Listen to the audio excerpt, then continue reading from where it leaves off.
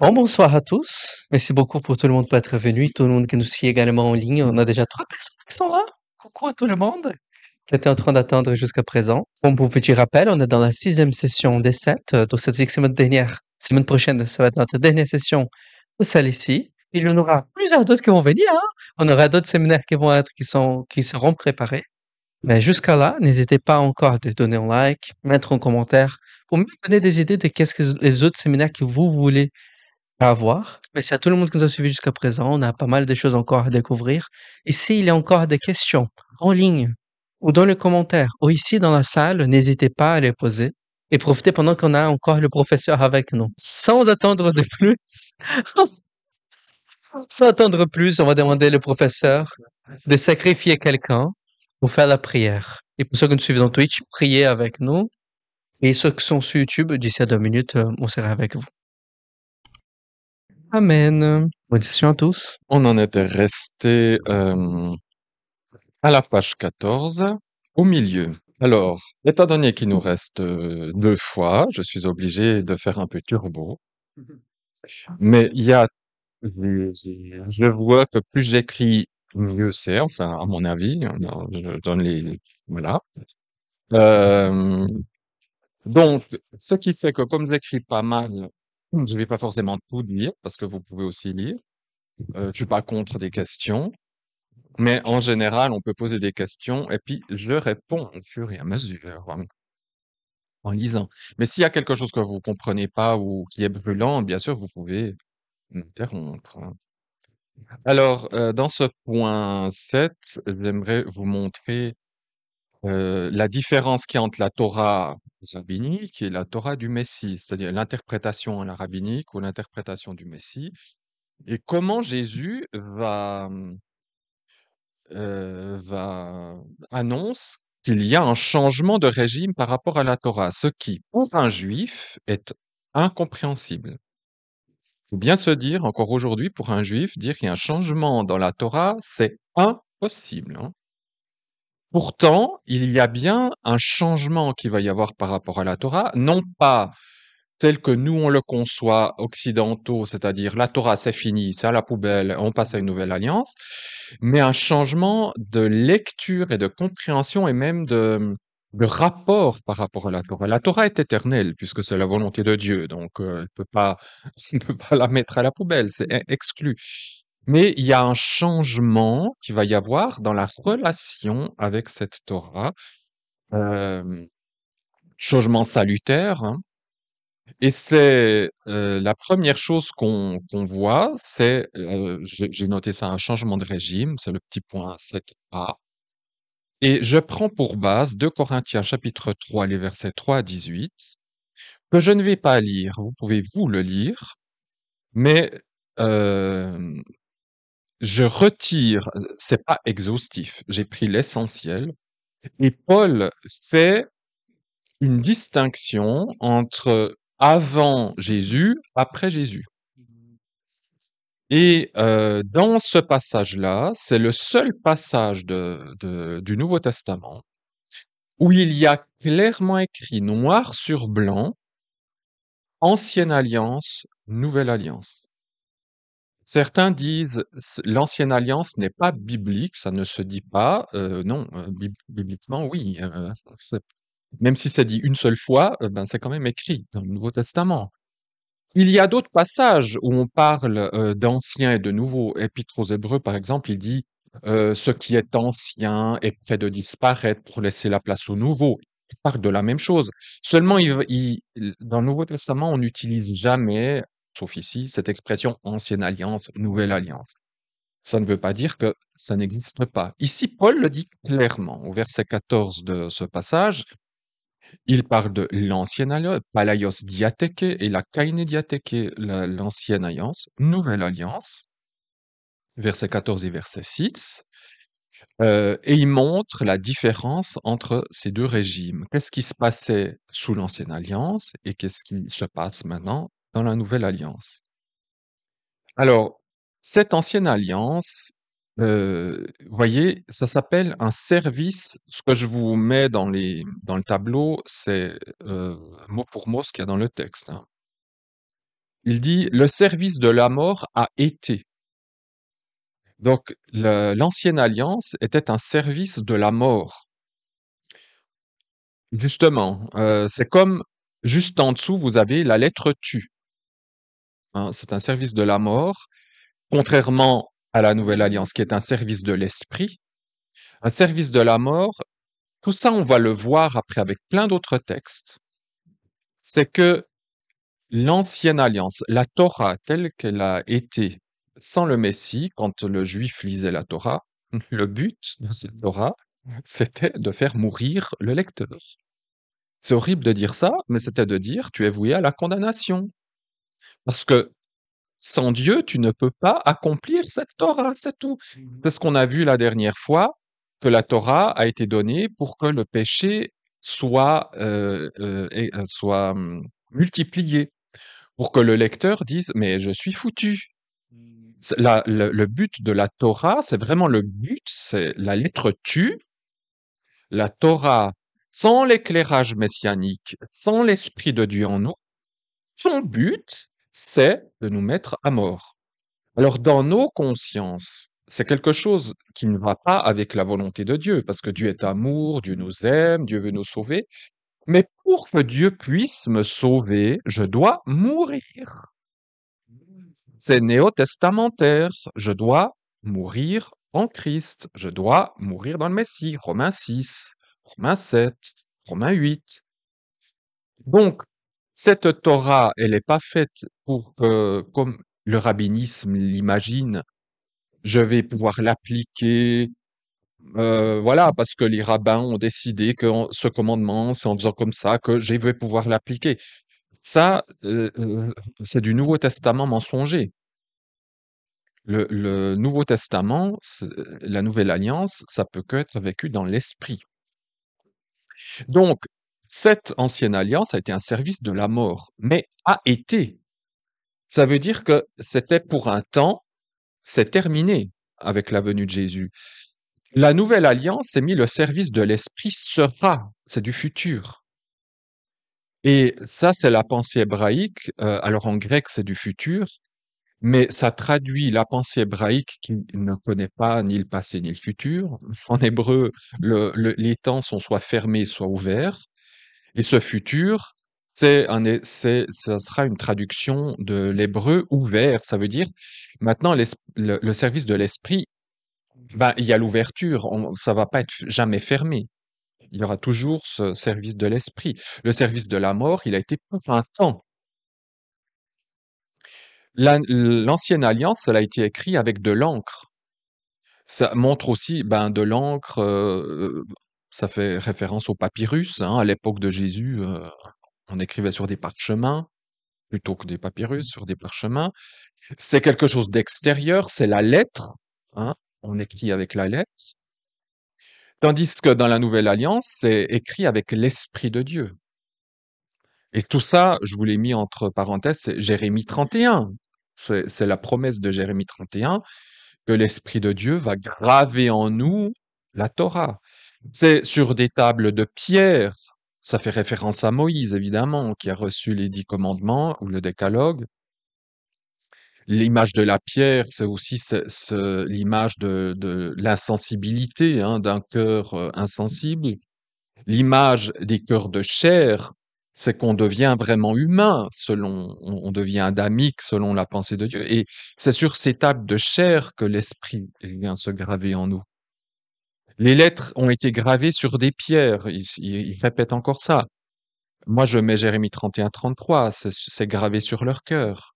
La lettre tue, l'esprit vivifie. Et je souligne beaucoup la lettre tue parce que dans tous les passages qu'on va voir après, c'est toujours dans ce sens-là que Paul va mener son combat contre ce qu'on appelle les œuvres de la loi.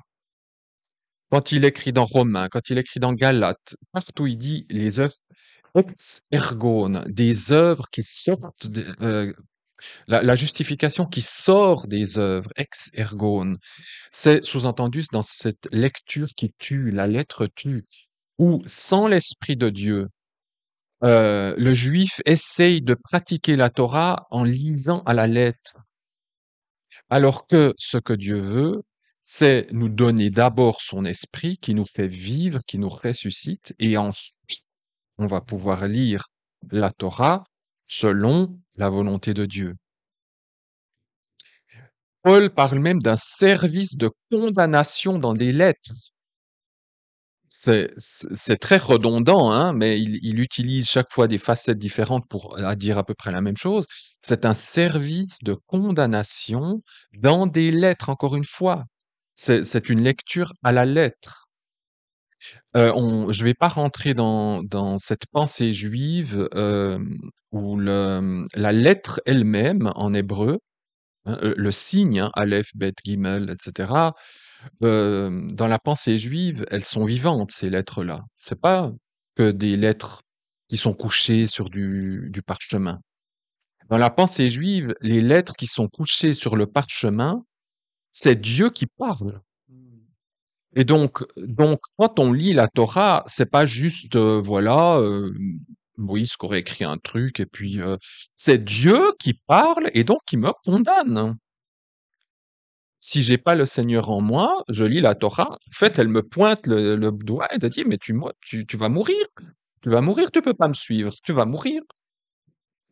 Et donc c'était un service de condamnation. Et tout ça, c'est la volonté de Dieu, c'était pas pour faire du mal aux Juifs, c'était pour lui faire prendre conscience qu'il est condamné. L'être humain est condamné, c'est tout. Il parle de cette curiosité en faisant référence à Moïse qui, en descendant de la montagne, le visage brillait. Il devait mettre un voile sur son visage pour que les Hébreux ne voient pas son visage briller. Et puis ça s'estompait. Ensuite, il pouvait enlever son voile. Et il dit dans le texte qu'en fait, il devait faire ça pour que les Hébreux ne puissent pas comprendre qu'il va y avoir une gloire passagère de la Torah aussi, de cette Torah à la lettre. Elle va être glorieuse, hein, elle va avoir son poids, elle va avoir son effet, mais pour un temps. Cette gloire passagère qui va en diminuant, littéralement, le texte dit en diminuant. Alors que la gloire de la nouvelle alliance, elle demeure, elle reste, elle peut pas perdre de son éclat. Et je vous ai mis tout en bas de la feuille que les deux services, autant le service de condamnation que le service de la justice, sont les deux dans la gloire. Dans le texte, ont été les deux dans la gloire. Parce qu'on pourrait avoir la pensée de dire: «Ah, mais le premier service, ça c'était nul, quoi», ou c'était et le deuxième alors non, non, non, les deux services sont dans la gloire parce que, dans la pensée hébraïque, le mot gloire, c'est un synonyme de Yahvé, parce que c'est la même guématrie. Ça vaut 26, hein. Kavod et Adonai, Yod He Vav He. Si vous faites la guématrie, les deux ont le même chiffre de 26. Alors quand on dit que ça a été dans la gloire, c'est que ça a été fait dans la volonté de Dieu, c'est tout. Donc il y en a pas un qui est, je sais pas, humain ou bizarre, où Moïse aurait eu des idées comme ça derrière. Non, non, non, les deux sont des services divins. Tout ça, ça vient de la volonté de Dieu. Mais ce que nous, on doit comprendre, et parce que ça peut être choquant, mais pour le juif encore plus, c'est de se dire que cette Torah, avant le Messie, a eu un service. Ce service, c'était de te tuer. Et ça, justement, c'est incompréhensible. Pourquoi Dieu me donnerait une révélation qui veut me tuer? Alors que dans la Torah, il est dit, celui qui fera la Torah vivra. Ah oui, ben celui qui fait toute la Torah. Mais qui c'est qui va faire toute la Torah alors? Tu peux pas vivre, mon pauvre ami. C'est mis clairement, celui qui fera toute la Torah vivra. C'est bien. Alors, qui peut faire toute la Torah et vivre? Ben personne, on est tous foutus. Il y en a qu'un seul. Il y a plus. Quand Jésus lisait la Torah, lui, il lisait ça. Il disait, ben ça me concerne. Je dois faire toute la Torah. Je dois tenir ferme. Moi, je sais pas comment il. quand lui-même lisait la Torah, de dire, et ça le pointait tout le temps aussi. Il devait dire, ah oui, ben, mon père, donne-moi la sagesse, donne-moi, même s'il était pétri de l'Esprit de Dieu, il devait avoir toujours cette relation avec son père pour faire exactement ce que son père voulait, pour pas faire la moindre chose en dehors. Le Messie que les Juifs attendent, il doit accomplir sa mission qui est sauver Israël politiquement, militairement, ramener la piété de la Torah, mais selon la pensée rabbinique, et voilà. Mais lui-même, pour les Juifs, lui-même fera plein de bêtises. Voilà, ça sera un homme comme n'importe qui, pécheur, qui fera des bêtises, comme tout le monde peut en faire. Par contre, sa mission messianique de sauver Israël sera parfaite. Donc voilà ce que eux, et c'est ce que les premiers, les apôtres attendaient. Ils attendaient pas quelqu'un de parfait qui fait tout bien. C'est ça. Quand est-ce que tu vas rétablir le royaume? Ils étaient que ça. C'est quand? Et même à la résurrection. Encore 40 jours, le Seigneur leur parle. Moi, j'aimerais bien savoir tout ce qu'il leur a dit. Ils montent aux cieux, ils sont comme ça. Ben, il va revenir, hein. Et puis, juste avant qu'il parte, il dit, c'est quand que tu rétablis le royaume? Ils ont, même eux, il leur a fallu la Pentecôte pour comprendre que c'est un peu plus large que juste un Messie qui vient rétablir une politique et militaire. Et alors, on peut pas en vouloir aux Juifs actuels de pas comprendre, si même les apôtres, il leur a fallu tout ça pour comprendre, hein. Ah oui, Moïse, je pense qu'il a dû, lui, il a dû bien comprendre en disant, bon, bah, euh, voilà, c'est ta volonté, Seigneur. C'est simplement les passages prophétiques, quand oui, c'est ça. On voit que quand on parle de Yahvé, le retour de Yahvé, Yahvé qui vient, etc. Évidemment, Dieu, il peut pas venir en personne comme ça. Donc c'est sous-entendu, il envoie son messager qui est le Messie et il écrase ses ennemis. Voilà, on parle en réalité, on parle quasiment que de ça, hein, quand on parle du Messie dans la première alliance. C'est toujours la guerre, rétablir la. euh, il y a pas de passage qui dit il va vous faire comprendre la Torah, vous allez pouvoir l'appliquer. C'est vraiment quelqu'un qui vient, qui met de l'ordre, qui gère les nations, etc., qui va rétablir Israël. C'est quasiment que ça. Cette idée que d'abord il y a un royaume dans les cœurs qui doit s'établir, etc.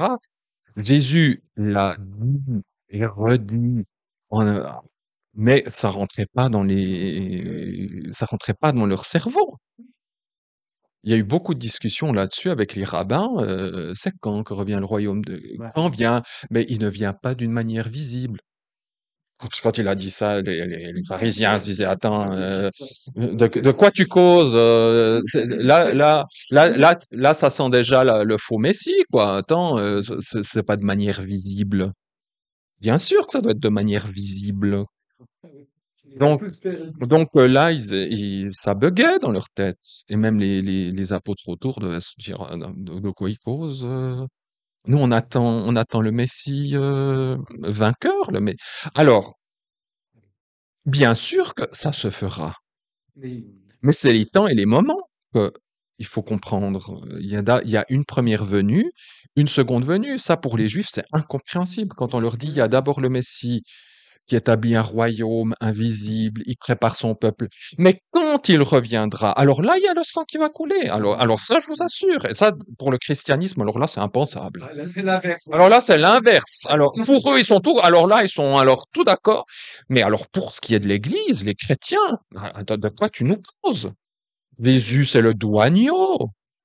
C'est celui qui pardonne, qui a comme ça, il a la peau blanche, les cheveux blonds, et comme ça dans l'air, et puis les yeux un peu dans le vague. Ça, c'est l'occidental. Quand Jésus revient, mais j'aime mieux vous dire que la première chose qui va arriver, c'est une guerre. Ensuite, il y a un jugement, il y a du sang qui va couler. Je veux dire, il va dire, bah, toi, hop, loin la peine de mort, toi, je te laisse vivre. Ouais, c'est une autre vision du Messie, hein. Mais ça se fera. Mais c'est à son second retour. Donc, ils n'ont pas tort d'avoir cette pensée-là. Mais si on loupe la première venue, on va aussi louper la deuxième, quoi. On loupe le train. On va, justement, ça, on va le voir. On va voir que la nouvelle alliance, elle est plus sévère. Souvent, on pense la nouvelle alliance, c'est la grâce, c'est la grâce. Non, non, non, non. La nouvelle alliance, elle est plus sévère que la première dans sa pratique. Alors voilà, c'est là où il dit aussi, il y a un voile sur leur cœur. Chaque fois qu'ils lisent, c'est là, il dit chaque fois qu'ils lisent l'Ancien Testament, donc c'est dans ce verset-là, chaque fois que les Juifs lisent l'Ancien Testament, donc moi je n'invente pas, lisez dans vos Bibles, c'est en grec, c'est ça, Ancien Testament, eh bien il y a un voile sur leur cœur. Moi c'est un mot qu'on ne trouve qu'ici, c'est pas mis, il y a un rideau épais sur leur cœur. Moi j'aime bien insister là-dessus. Parce que nous, les païens, on a un rideau épais comme ça, sur les yeux avant de la conversion. Parce que nous, on est nés dans les ténèbres, on vit dans les ténèbres, on est complètement perdu. Éphésiens chapitre 1 et chapitre 2. Paul est très clair. Sur les païens, on est complètement paumé. Le juif, il est à moitié paumé. Et ce voile, il est léger, c'est-à-dire qu'il voit beaucoup de choses de la Torah, mais malheureusement, sur la question messianique, il y a ce voile. Et moi, je suis toujours étonné, ou ceux qui écoutent les rabbins, de voir qu'ils vont vous faire des interprétations de la Torah, mais qui sont à des sommets, qui sont des révélations, qui sont à tomber par terre, dès qu'ils arrivent sur le sujet du Messie, on dirait qu'ils connaissent rien de la Bible. Et ça, moi, c'est pour dire vraiment que sur ce point-là, alors, c'est caché. Là, c'est vraiment aveuglé. Et tout le reste, c'est clair. Alors, il y a que eux qui arrivent à faire ça, parce que nous, soit on est paumés, mais on est paumés sur tout, soit on comprend à peu près tout. Alors que eux, ils comprennent tout, mais ça, alors rien. Et c'est vraiment la preuve par A plus B que Dieu leur donne une sagesse incroyable, mais que sur la question du Messie, ils doivent le comprendre par la foi. C'est-à-dire qu'ils doivent dire, même si un juif il dit simplement, je vais juste essayer Jésus si c'est bien ça. Alors là, il ouvre la porte, c'est fini, hein. Alors là, le Seigneur, il rentre dedans, hein. Mais il suffit juste ce qu'ils disent. Oui, il suffirait juste que le juif dise, Hum, écoute, si tu es le Messie, montre-moi. Alors là, le Seigneur, il va pas se gêner. Alors là, il va pas se gêner, mais il faut simplement qu'il capitule un petit peu.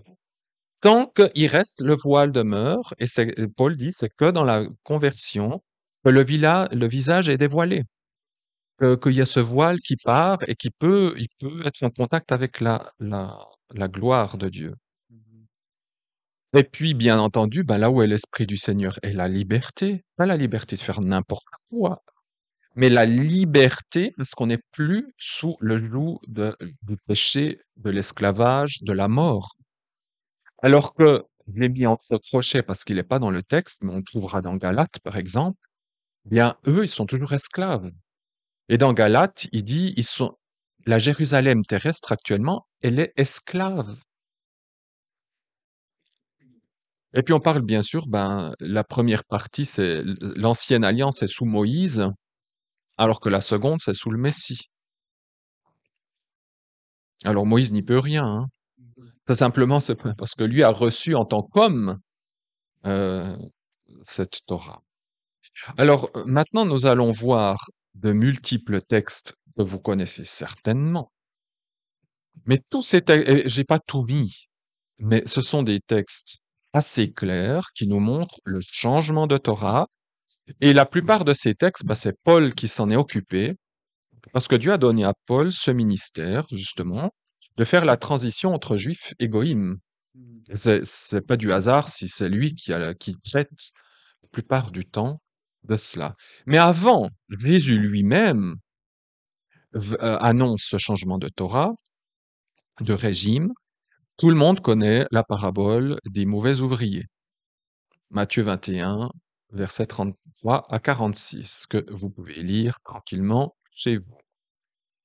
Et que nous interprétons assez faussement. Parce que dans le texte, il est dit, ben voilà, le père a envoyé des ouvriers dans sa vigne et les vignerons, ben, ils les ont décapités, ils les ont tués, ils les ont massacrés, ils les ont, etc., etc. On comprend bien que ces ouvriers, ce sont les Lévites, les prêtres, hein, qui s'occupent du temple. À ce moment-là, Jésus parle aux Sadducéens, il parle pas aux pharisiens, il parle pas au peuple, il parle aux chefs du temple, les Sadducéens. Ils s'appelaient comme ça à l'époque du deuxième temple, et les grands prêtres, les Lévites. Et il dit, eh bien, sachez qu'à un moment donné, cette vigne sera détruite, c'est-à-dire Israël, la nation, le temple sera détruit, et le fermage sera donné, littéralement donné en dehors. Hein, ça veut dire que le don que Dieu a donné à ces Lévites, il va être donné en dehors de leur classe. Et il va dire à des gens, à ceux qui vont porter le fruit. En tant qu'occidental, la lecture à 99,9% de tous les pasteurs dira, c'est nous, c'est pour les païens, etc. Non, Jésus, il n'est pas en train de penser à ça à ce moment-là. Il pense déjà aux autres juifs. Sur toutes les tribus, il n'y a que les Lévites qui avaient le droit à ce fermage. Mais dans ces apôtres, il y avait un qui était lévite, c'était Matthieu. Tous les autres, ils étaient de Juda. Donc, pour eux, ben, il n'y avait pas de capacité, enfin, ils ne pouvaient pas s'occuper du fermage. Et donc, Jésus est en train de dire, je vais donner le fermage à tous ces Juifs qui se trouvent ici, peu importe la tribu dans laquelle ils sont nés. Je vais leur donner maintenant le fruit à eux. Et bien entendu que après, on parle aussi des païens qui vont se greffer sur l'olivier, mais ça, c'est fait. Donc, Jésus est en train de dire aux Sadducéens, il annonce clairement que leur service du temple va prendre fin. Il dit pas que le temple va être détruit et tout. Il le dit en Matthieu 24, il le dit plus tard, ça. Mais il est en train déjà de leur dire, sachez, vous allez être mis au chômage bientôt. Alors pensez donc que ça leur a beaucoup plu, hein, en annonçant ça, surtout que les Sadducéens étaient, j'ai envie de dire, ils étaient païens dans l'âme, hein, ils avaient pas la foi dans Dieu. Eux, c'était manger, boire, vivre, parce qu'après la mort, il y a rien, hein. Ils croyaient pas à la résurrection, donc c'était pour des Juifs, c'était des hérétiques. Pour Jésus, c'était des hérétiques, hein, les Sadducéens. Donc, en tant que Juif, si vous ne croyez pas à la résurrection, vous êtes hérétique. C'est la base de la foi juive. Si je ne crois pas à la résurrection, c'est fini. Je suis en dehors de la vie éternelle. C'est tout. Et les Sadducéens, Caïphe et Sadducéens. C'était la pire racaille qui existait à Jérusalem à cette époque-là, la pire racaille. En plus, sur les 5 familles sadducéennes que Hérode, c'est lui qui les a choisies, donc c'était déjà illégal du point de vue Torah. Euh, on ne sait pas si toutes ces familles étaient descendantes de Lévi, d'Aaron. Il y a des doutes. Donc, de toute façon, la caste sadducéenne était illégale, déjà formellement, en plus d'être pourrie. Je veux dire, moralement, tout, ils étaient détestés de tout. Entre les pharisiens, ils avaient qu'une idée, c'était de les trucider, hein. Donc, c'était très chaud entre eux, hein. Et Jésus n'a jamais discuté beaucoup avec eux. Il leur a dit, écoutez, vous êtes tous à côté de la plaque. Et c'est dommage, c'est très dommage de confondre sadducéens et pharisiens comme on le fait. Ce sont deux castes très différents. Oui, il y a une série sur Enian, sur pharisiens et sadducéens, si jamais. Mais les sadducéens, c'est que le temps. C'est la synagogue. Eux, les pharisiens sont d'origine laïque, entre guillemets, judéenne. Certains pouvaient être sadducéens à la base, mais peut-être parce qu'ils ont rejeté, enfin ils ont vu que c'était pourri et puis ils ont dit ça peut arriver. Mais l'inverse est impossible. Un judéen ne peut pas devenir sadducéen. On doit faire partie de la famille lévite. Vous avez Matthieu 11 et Luc 16, où Jésus parle ici aux pharisiens en leur disant qu'il y aura un changement de régime. Il dit, la Torah et les prophètes vont jusqu'à Jean, y compris. Jean fait encore partie de l'ancienne alliance. Mais depuis Jean, la bonne nouvelle est annoncée et il y a ce terme bizarre de se faire violence, où on fait violence dans le royaume de Dieu, où on se violente, hein, où on est violenté en faveur du règne. C'est un terme qui veut simplement dire, ce verbe est utilisé ailleurs dans la Bible pour dire, viens, rentre, rentre, je te presse de venir chez moi. Après, tu choisis, hein, je te force pas. Mais si tu viens pas, ben, tu loupes quelque chose. Et Jésus veut simplement dire par ce passage-là que, écoutez, les Lévites et les pharisiens, je vous respecte pour ce que vous êtes, mais c'est plus vous qui avez les clés pour faire du royaume. Maintenant, c'est chacun pour soi, hein, et Dieu pour tous. Chacun doit se violenter et dire est-ce que j'accepte l'invitation ou pas. C'est pas j'écoute les rabbins, je suis hébreu, je suis juif, donc c'est bon, j'ai mon petit chemin là, tout va bien. Non, non, non. Maintenant, la bonne nouvelle est annoncée, le Messie est là. Est-ce que tu veux le Messie ou pas? Ben, pour les Juifs, faut se faire violence, hein. Alors eux, ils savent ce que ça veut dire de dire je suis le Messie, parce que à cette époque-là et encore aujourd'hui, vous êtes ostracisés, hein, vous êtes rejetés de la famille, c'est terminé. Il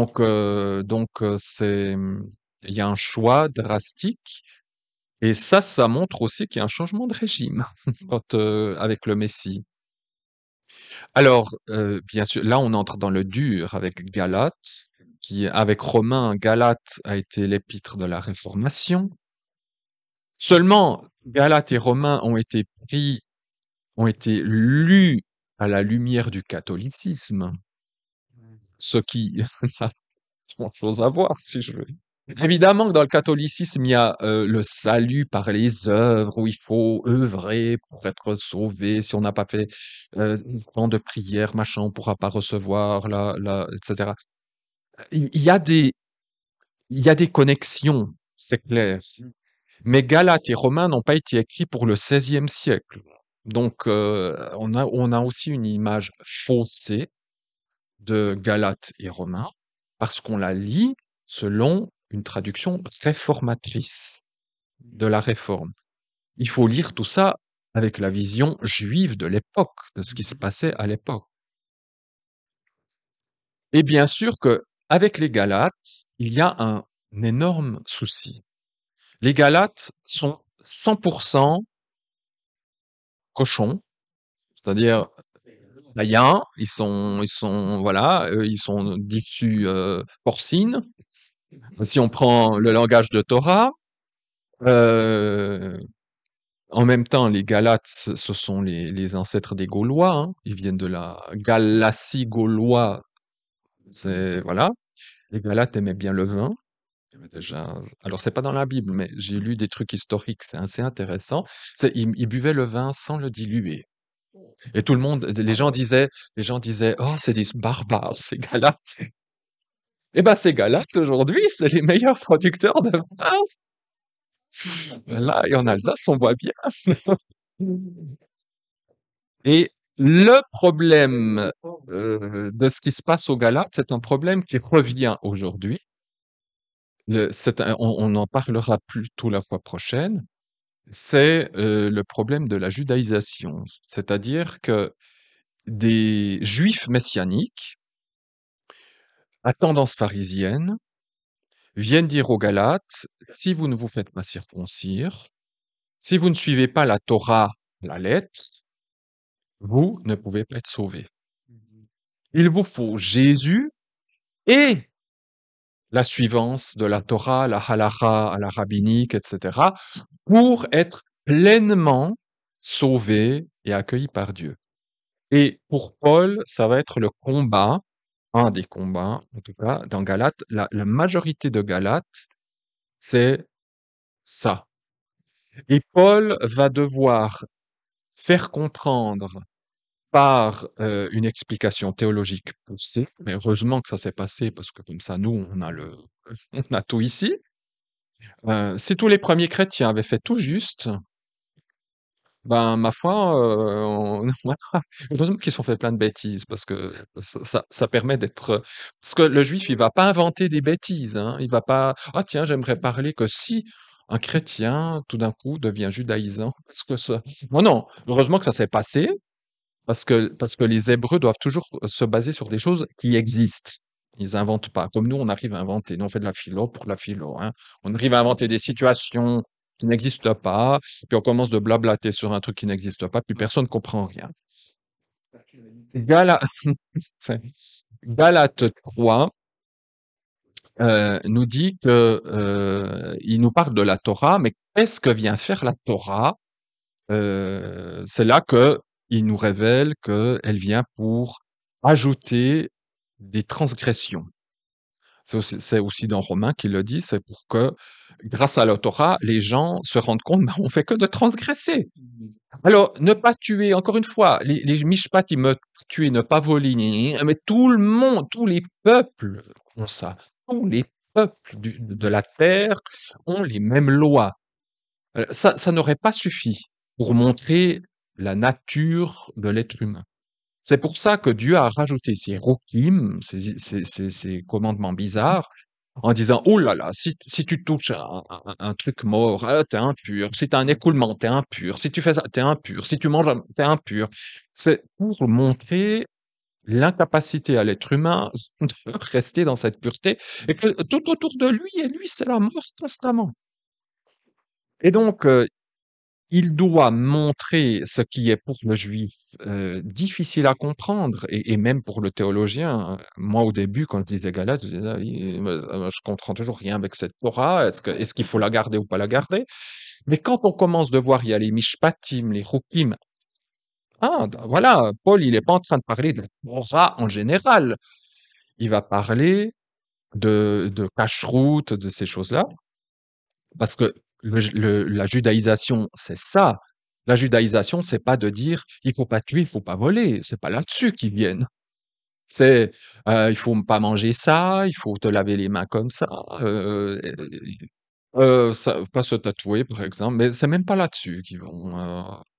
Il y a même des juifs qui le font.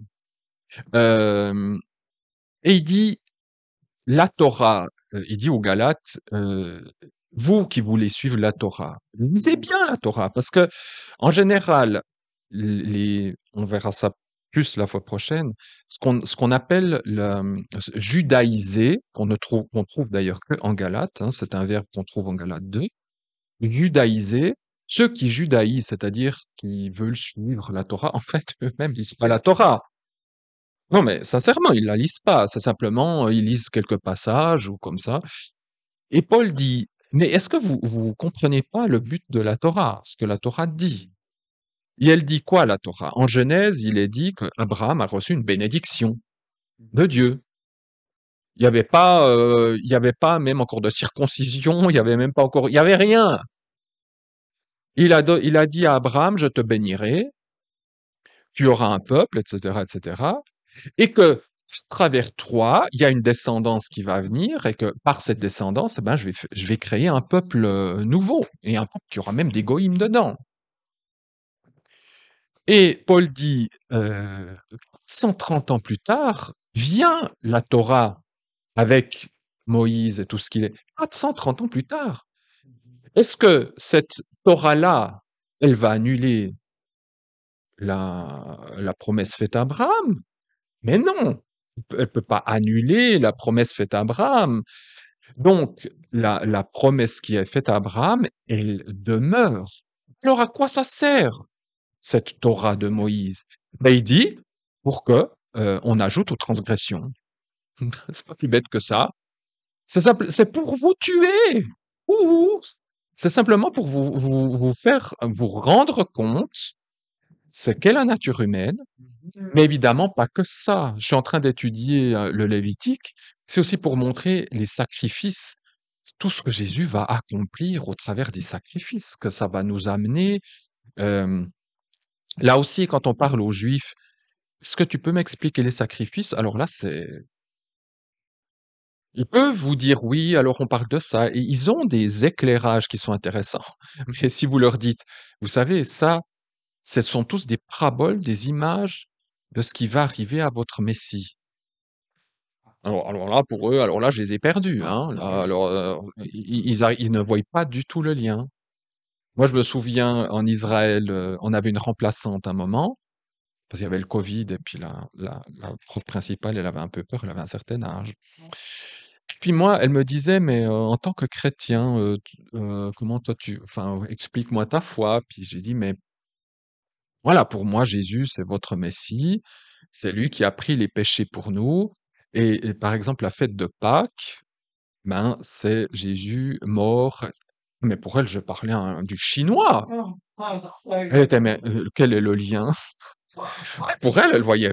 Elle dit, mais je comprends rien de le lien avec Pâques et puis Jésus qui meurt à la croix. Ah non, ils ne voient pas, parce que c'est impensable. Paul dit dans Corinthiens, c'est le scandale pour eux. Mais le Messie, l'agneau immolé, ben, l'agneau immolé, ben, c'est le souvenir qu'on est sorti d'Égypte. Qu'est-ce que tu mets Jésus là-dedans? Et nous, on a tellement l'habitude, parce qu'on lit le Nouveau Testament, ça nous tombe sous le sens, même si on comprend pas vraiment forcément les liens. Mais pour eux, ça- c'est deux choses. C'est ça, la pierre qu'ils ont rejetée. Et les bâtisseurs, c'est les Sadducéens, entre autres, hein, les chefs religieux, en rejetant la pierre. Donc, il dit simplement la Torah a été ajoutée. Et dans une clause de contrat, évidemment, dans un contrat, on peut ajouter un petit, mais ça ne peut pas avoir un effet annulatoire, enfin, qui annule ce qui a été fait avant. Et une clause comme ça, on peut la renlever, hein. Elle est pour un temps. Et ça, pour un juif, c'est impensable. De dire, ça a été donné, puis ensuite ça peut être enlevé. Mais encore une fois, c'est pas. On peut aussi donner aux Juifs, comment dire? Bénéfice du doute ou les excuser parce que nous, les chrétiens, on a dit: «La Torah, on n'en veut plus». Donc pour eux, ils disent: «Ah ben, vous voyez les chrétiens, la Torah, ils la jettent». Non, on ne doit pas la jeter. C'est simplement il y a un changement de régime. C'est différent. Il nous dit aussi que la Torah a été donnée par des anges à un médiateur, hein, à Moïse. Alors ça, vous le trouvez pas du tout dans les textes originaux de Exode, hein. Quand dans Exode, on voit que c'est Dieu qui donne à Moïse. Il y a la tradition juive qui dit, ce sont des anges. C'est Dieu qui donne à des anges et les anges donnent à Moïse. Ça, c'est dans le Talmud que vous avez ça, c'est dans la tradition juive. Et Paul reprend cette tradition juive, donc ça veut dire qu'elle existe. Elle est vraie. Vous avez beaucoup, alors je fais une parenthèse, vous avez beaucoup de choses dans le Nouveau Testament qui est de la tradition juive, hein. Vous pouvez toujours chercher dans les livres de Ancien Testament, vous n'avez aucun mot. Et ça veut dire que la tradition juive, elle a énormément d'indications qui sont authentiques historiquement. Et puis, ben, le Saint-Esprit a dit, ben ça, on va le garder. Par exemple, les noms des 2 magiciens, dans l'Exode là, qui luttent avec Moïse. Vous pouvez toujours chercher, vous les avez pas, hein. Mais c'est, Yannès et Yambrès, vous les avez, dans le Nouveau Testament. Mais ça, c'est une tradition juive. Donc, si c'est dans le Nouveau Testament, c'est que c'est vrai. Donc oui, il y a pas mal de traditions juives, rabbiniques. Enfin, c'est pas les rabbins qui ont inventé ça, c'est une tradition orale qui s'est passé. Et puis, bah, le Saint-Esprit a jugé bon que ce soit écrit dans le Nouveau Testament.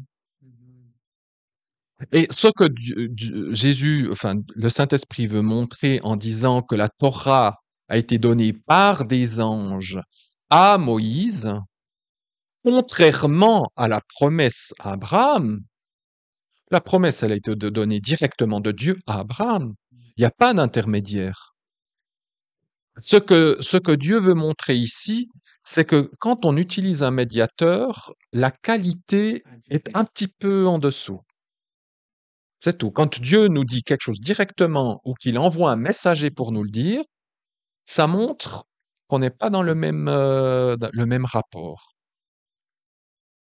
Et puis, inutile de dire que le Nouveau Testament a été donné directement par Dieu, hein, aux apôtres, enfin, sous la personne du Fils. Donc là, il y a zéro intermédiaire, hein, non plus, hein. Donc, on voit que la Nouvelle Alliance, en qualité de révélation, elle est supérieure à celle de Moïse. Et c'est tout ça que développe l'auteur de l'Épître aux Hébreux.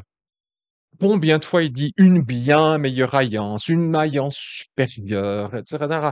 Plus grand que Moïse, plus grand que Josué, plus grand que Melchisédek, etc. Parce que, ben oui, il y a une qualité, un rapport qui est différent entre la Torah écrite et la révélation de cette même Torah. Vous avez Galates 3, 23 jusqu'à Galates 4, 10, c'est la suite, mais il utilise d'autres. Paul utilise plusieurs images pour expliquer la même chose. Il dit avant la période de la foi, je l'ai mis en gras. Alors ça, c'est aussi très mal interprété par les chrétiens, comme si avant Jésus, il n'y avait pas la foi. Non, alors non, bien sûr, évidemment. Avant Jésus, il y a la foi. Il suffit de dire Hébreux 11. Je veux dire, ils ont tous été sauvés par la foi. Qu'est-ce que Paul veut dire avant la venue de la foi? C'est simplement de dire avant la foi dans le Messie, la personne du Messie. C'est pas dans la foi en général, hein, la foi en Dieu. Eh bien, avant que le Messie ne vienne, les Juifs étaient tenus sous bonne garde et emprisonnés par la Torah. C'est les verbes utilisés, hein, étaient tenus sous bonne garde, emprisonnés par la Torah, tel un pédagogue. Alors, c'est quoi un pédagogue pour l'Antiquité? Alors, je vous ai mis une petite note en bas de page. Pédagogue, c'est littéralement qui guide un enfant.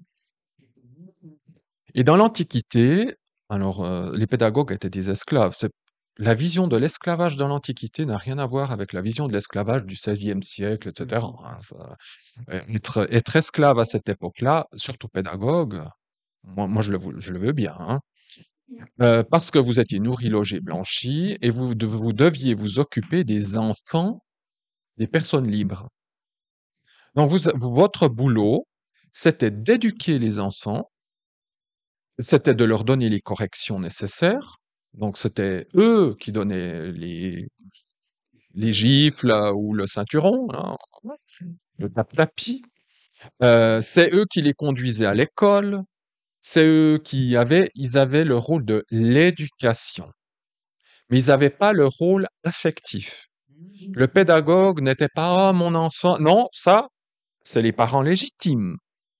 Mais ça se faisait il n'y a pas encore très longtemps, même chez les bourgeois. C'était même, sous Louis machin là, tous les Louis, les parents ne s'occupaient pas de l'éducation des enfants, on donnait ça à des gens. Mais après, l'enfant, bah, c'est les bourgeois ou les personnes riches. Ah ben, c'était l'affection, mon enfant, mon fils, nanana, mais une fois qu'il fallait éduquer, c'est pas eux qui s'en occupaient.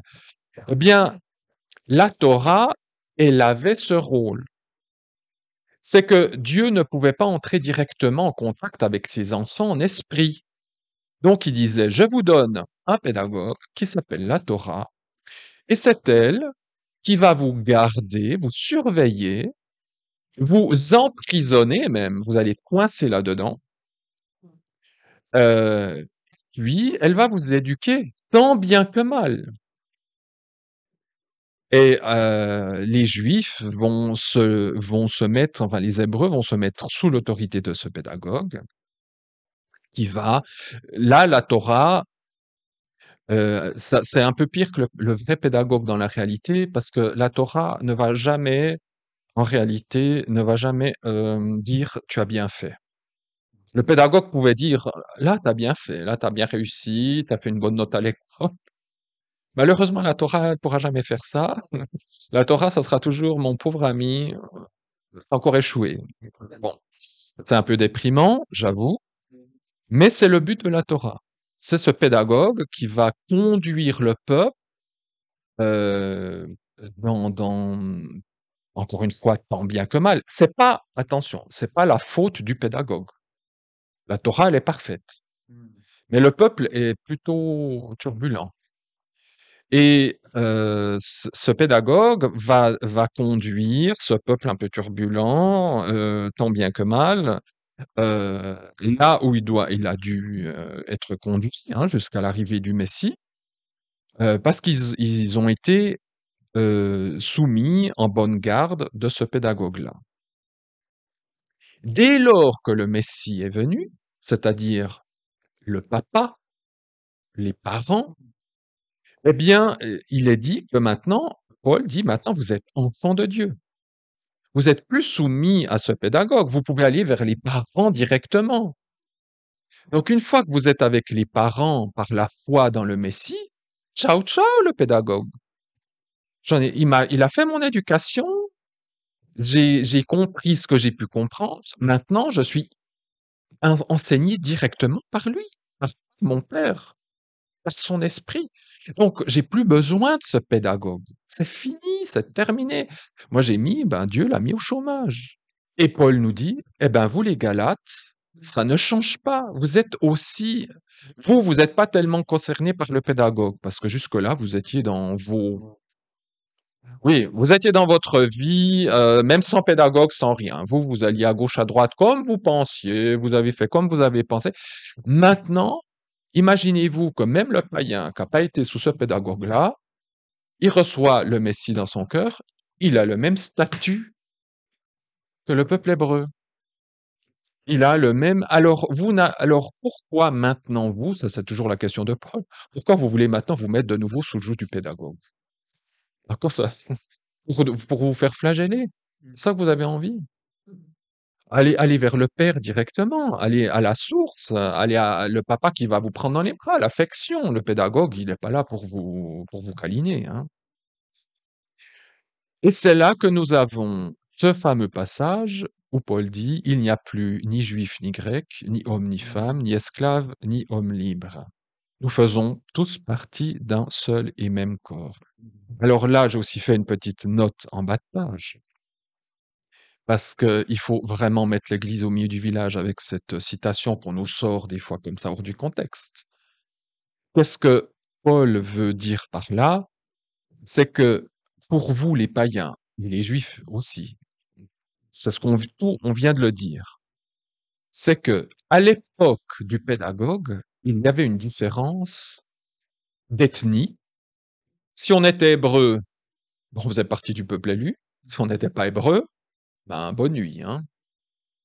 Dans le peuple de Dieu, qui pouvait être prêtre au niveau du genre? Que des hommes. Vous avez même pas de diaconesse. Ça n'existait même pas. Ce n'était qu'un service 100% masculin. Et quand on parle de place sociale, homme libre ou esclave, eh ben, à cette époque-là aussi, la place sociale, elle faisait. Si vous étiez un lévite, vous pouviez exercer. Si vous n'étiez pas un lévite, vous exercez pas la place sociale. Et même chez les païens, il y avait les esclaves, les hommes libres. Imaginez-vous que du jour au lendemain, vous êtes dans une assemblée où l'esclave, il s'assied à côté de son patron, et là, dans l'assemblée, il se tutoie. Eh, t'es pas supérieur à moi. On est assis l'un à côté de l'autre, on loue le même Seigneur. Ça veut pas dire que dans la vie de tous les jours, ben évidemment que l'esclave va être soumis à son patron et puis il doit faire ce qu'il lui demande, etc. Et Paul va dire attention esclave, comporte-toi bien avec patron, comporte-toi bien avec ton esclave. Et toi esclave, ne dis pas oh Hein, t'es plus mon patron maintenant, hein, qu'on est, on est copain à l'église. Non, en dehors, on garde la même position. Mais dans l'église, il n'y a plus de différence. Devant le Messie et dans la foi, il n'y a plus de différence. Et c'est généralement mal compris parce qu'on dit, oh, mais il y a plus homme, il y a plus de Grecs, il y a plus de Juifs, il y a plus Israël, c'est fini, on est tous dans le même. Paul, il dit jamais ça ici. Les Juifs, ils ont un mandat, les Goïms, ils ont un autre mandat. L'homme a un mandat, la femme a un autre mandat. Moi, j'ai jamais vu un homme qui peut accoucher. C'est pas parce qu'on est chrétien que tout d'un coup l'homme il peut aussi accoucher. Je suis désolé. On garde notre identité. Mais dans l'Église, devant Dieu, dans le Messie, il n'y a plus de différence. Et Paul va utiliser une autre parabole, c'est le terme exact dans le grec, hein, il dit, je vous annonce maintenant une autre parabole. Une parabole, c'est quoi? C'est une histoire qu'on raconte pour imager une réalité spirituelle. Alors cette fois-ci, il parle de l'enfant, ça rejoint l'histoire du pédagogue sous une autre facette, mais l'enfant qui n'a pas encore atteint l'âge adulte. Et chez les Juifs, par exemple, on atteint l'âge adulte à 12-13 ans quand on fait sa bar mitzvah. Une fois qu'on a fait sa bar mitzvah, on est un homme. Les filles, c'est plus tard. La bat mitzvah, ça n'existait pas, hein, mais on fait sa bar mitzvah, on est un homme, on est en droit de se marier. Imaginez à 13 ans, hein, voilà, hein, vous êtes chef de famille. Nous, on joue encore à la PlayStation. Actuellement, les filles, c'est plus tôt. Ouais, parce elles sont plus avancées mentalement. Voilà. Les filles. Mais à cette époque, il y avait pas de bat mitzvah, hein, à l'époque de Paul et de Jésus. Je sais pas, quand ça vient Moyen Âge ou peut-être plus tard. Euh, et donc, dans l'Antiquité et chez les Juifs, l'enfant n'a pas un statut, j'ai pas envie de dire même un statut légal. C'est-à-dire, il n'existe pas. C'est-à-dire, voilà, quand Jésus est entouré d'enfants, qu'est-ce qu'on fait? Les apôtres, les premiers, on dit ah, loin, loin, loin. Parce que ils n'ont pas un statut social. Ils sont rien, entre guillemets. Je dis entre guillemets. Et Paul nous donne cette parabole qui est valable pour cette époque-là. C'est que tant que l'enfant n'atteint pas l'âge adulte, il n'a pas d'autorité sur ce que son papa a. Son papa est très riche, il est roi, par exemple. Ben, c'est un enfant. Il peut pas. L'enfant légalement n'a aucun droit sur la richesse de son papa, sur la gestion du royaume ou peu importe. Et il dit, tant que l'enfant n'est pas adulte, il est sous la gestion d'administrateurs et d'intendants. Alors, qu'est-ce qui se cache sous les termes d'administrateur et d'intendant? Je le mets dans la petite note 21. C'est que administrateur en grec, ça donne le mot commandement, et l'intendant, chaque fois qu'on en parle dans le Nouveau Testament, par exemple, ce sont des gens qui gèrent le royaume de Dieu, hein, un apôtre, un diacre, enfin peu importe. Ce qui veut dire que Israël, avant qu'il atteigne l'âge adulte, il peut atteindre l'âge adulte que si le Messie arrive, eh bien, il était géré par la Torah, les commandements, et par ceux qui s'occupent de la Torah, les Lévites. Ils étaient soumis à la Torah et aux Lévites. Et donc, il n'était pas plus qu'un esclave. C'est ce que Paul va dire un peu plus tard dans Galates. Israël actuel, Israël charnel, est encore esclave. Parce ils sont encore sous l'état d'enfant tant qu'ils rejoignent pas le Messie. Donc, il demeure sous l'autorité de ses administrateurs et de ses intendants. Puis à l'échéance de sa bar mitzvah, alors ça c'est moi qui le mets, c'est pas dans le texte, hein, euh, c'est là qu'il va avoir l'autorité sur la maison. Pourtant, Paul dit, cet enfant, potentiellement, il est maître de tout. Parce qu'il va hériter de tout ce que son papa a. Il est maître de tout, mais il ne peut pas officiellement exercer, même à l'époque Moi, je suis pas français, donc, mais j'ai quand même un petit peu étudié. Dites-moi si je me trompe, mais à l'époque des rois, des Louis, machin, et trucs, les enfants, ils étaient, bon, déjà éduqués dans ce qu'ils allaient faire, mais ils pouvaient pas dire, papa, on va faire la guerre, on va déclarer la guerre à, écoute, attends, tais-toi, c'est pas à toi de dire, et même si le père mourait, c'est des administrateurs qui s'occupaient du royaume jusqu'à que l'enfant, il soit, c'est évident. Hmm. Ah. Donc, on me confirme que c'est à l'âge de 13 ans que ça commençait. Bah, comme j'ai un peu les Juifs.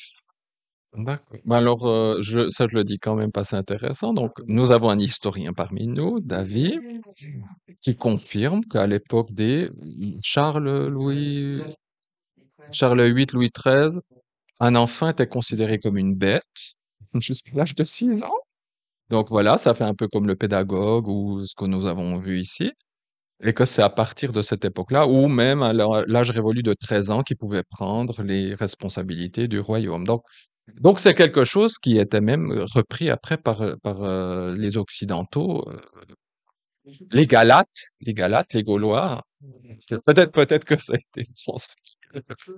Et il dit dans ce texte quelque chose d'un très intéressant qu'il va dire aussi ailleurs, c'est qu'avant la venue du Messie, les Juifs, et bien sûr les païens, mais là il parle surtout des Juifs, ils étaient asservis aux éléments, les éléments du monde, les stoikeia en grec.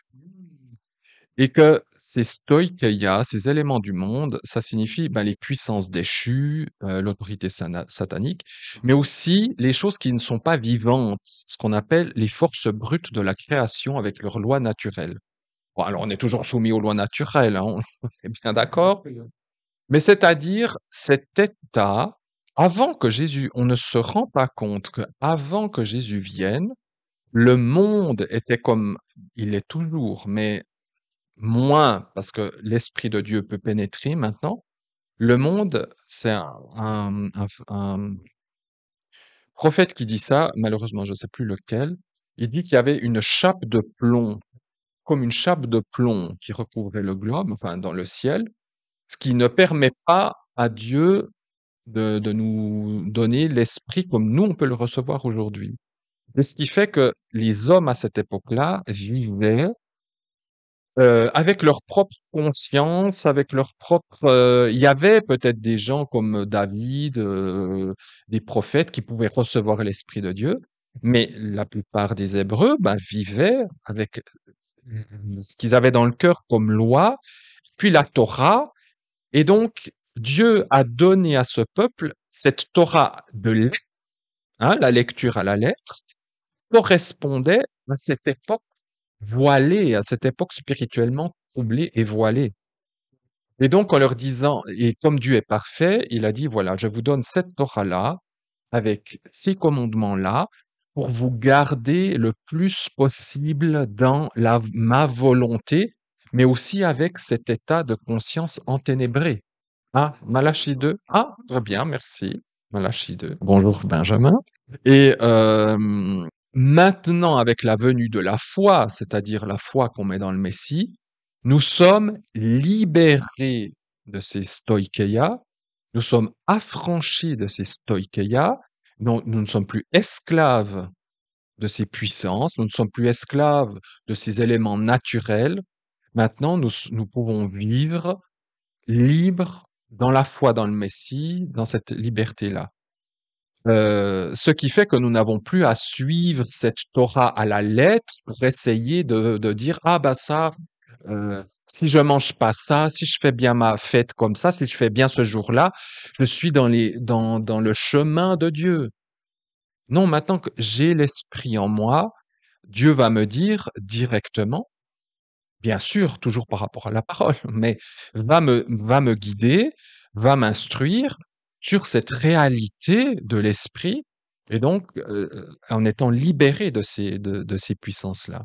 Dans le texte, Paul dit, j'espère ne pas avoir travaillé en vain avec vous. C'est très grave ce qu'il dit, hein. Quand il dit, j'espère ne pas avoir travaillé en vain, ça veut dire que si vous continuez de rentrer là-dedans, vous êtes déchus de la grâce. Vous êtes perdus. Et il dit, vous essayez, vous voulez suivre les jours, les mois, les époques, les années, hein, etc. Eh bien, ça, jour, mois, époque, année, vous le retrouvez dans cet ordre-là en 2 Chroniques 8-13. Ça montre bien qu'il s'agit de lois thoraïques, hein, de toutes ces fêtes, de tous ces jours, etc. Parce que les judaïsants disent, vous devez, il y a les néoménies, il y a telle fête, il faut les faire, etc. Si vous les faites pas, et vous savez, aujourd'hui, c'est un langage dans un certain christianisme évangélique qu'on vous sauve. Moi, je l'ai entendu de mes oreilles. Ah, si vous faites pas bien comme ça le Shabbat, si vous faites pas bien, hein, il faut faire les fêtes de l'Éternel parce que ça amène des bénédictions. D'un côté, j'ai dit oui, ça va amener des bénédictions parce qu'on va étudier ces fêtes, on va comprendre des choses, mais c'est pas parce que je la fais, et c'est tout à fait l'esprit de Galate, c'est ce que Paul est en train d'essayer de leur dire, c'est pas parce que je fais la fête que Dieu va être plus proche de moi et que je vais avoir des bénédictions de Dieu. Paul dit, écoutez, vous avez reçu l'Esprit avant de connaître la Torah ou après? Avant. Donc, si vous avez reçu l'Esprit, vous avez reçu l'Esprit, hein, et vous n'avez pas un petit bout de l'Esprit. Vous l'avez reçu, vous l'avez reçu. Maintenant, la Torah elle devient hyper intéressante et il faut la creuser, mais par rapport à cette illumination de l'Esprit, pas par rapport à la lettre. En pratiquant ces fêtes, je me rapproche du Seigneur. De toute façon, ça va dans les deux sens. Voilà. Si moi je me rapproche, lui il se rapproche, mais en pratiquant ces fêtes dans l'intelligence de l'esprit, je suis pas contre. On fasse, ben là il y a Sukkot, on finit Sukkot. C'est ce que je vais dire dans les dernières pages. Si on veut les pratiquer, pratiquons-les avec des Juifs. Allons avec des Juifs, allons leur dire, ils seront tout contents. Ils vont pas vous rejeter. Ils vont dire, ah tiens, des païens qui s'intéressent à ça. Alors, bon.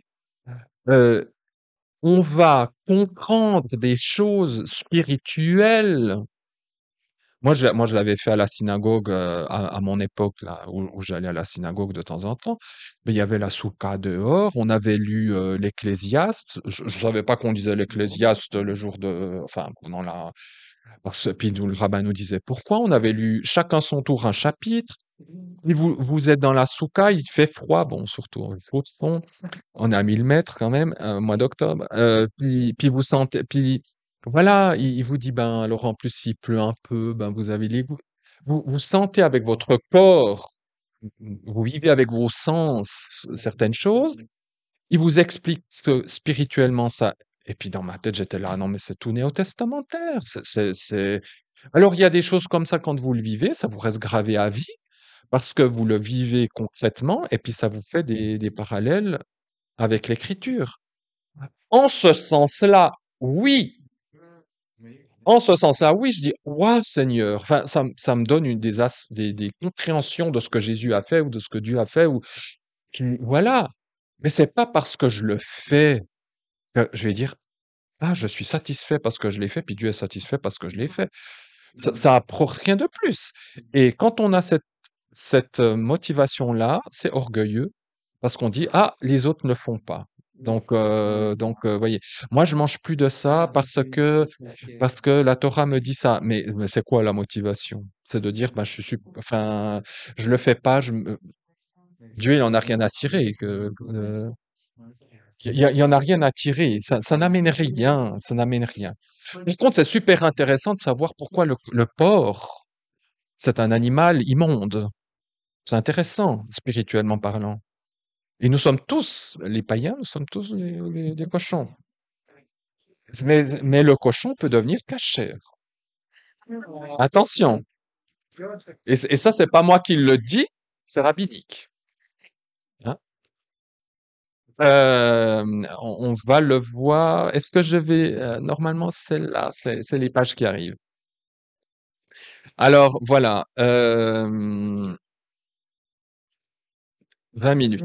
20 minutes. 20 minutes. Romains 7. On a fait Galates. Romains 7. 1 à 6. Alors, tout le chapitre de Romains 7 est très intéressant et tout, alors, pas simple à comprendre. Encore les exégètes s'arrachent les cheveux pour savoir est-ce que Paul parle d'après sa conversion, avant sa conversion, parce qu'il dit ce que je veux faire, je le fais pas, ce que je fais, je ne veux pas le faire. Enfin, voilà. On peut tous se retrouver dedans, mais ce qu'il dit par rapport à la Torah, il dit la Torah de condamnation.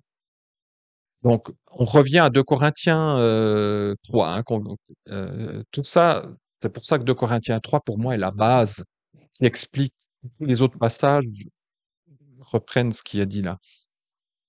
La Torah qui condamne, elle domine ou elle règne sur l'homme naturel, jusqu'à ce qu'il meure.